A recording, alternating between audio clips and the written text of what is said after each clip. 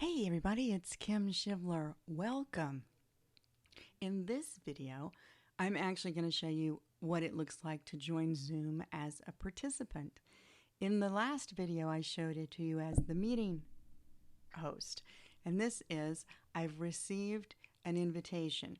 Now, sometimes people just send you the link, which can be a problem because if you want to dial in on the phone, you need the dial-in numbers and ID, etc. So if somebody sends you the full invitation, this is what it looks like. Now you will notice that the meeting has an ID and a password. However, if you're going to use the link, notice that the password is built into that link, so you won't have to stop and enter it. If you try to join, someone just says it's their meeting ID, you go to Zoom and enter the ID, you will have to add the password. This is new because of the security issues they've had recently, because so many people have joined the platform. So I clicked on that. It wants me to open Zoom. I'm going to do that.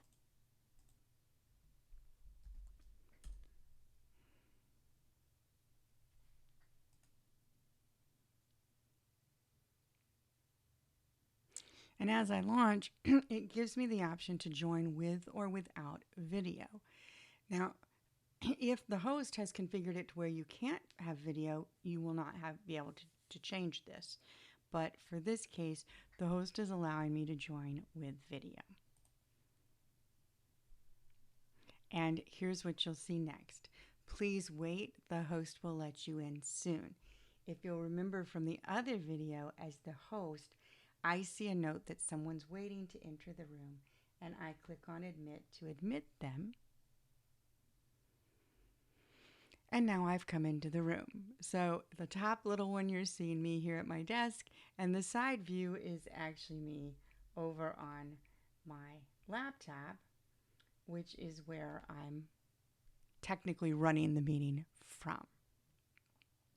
You can see that there are 2 participants, and if you will remember, I always recommend that we open chat so that we can chat with each other during meetings.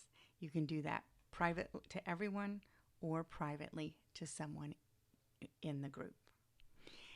Now you will notice that you don't have as many options here as you have when you are the host. For example, you don't have the security option where you can lock the room.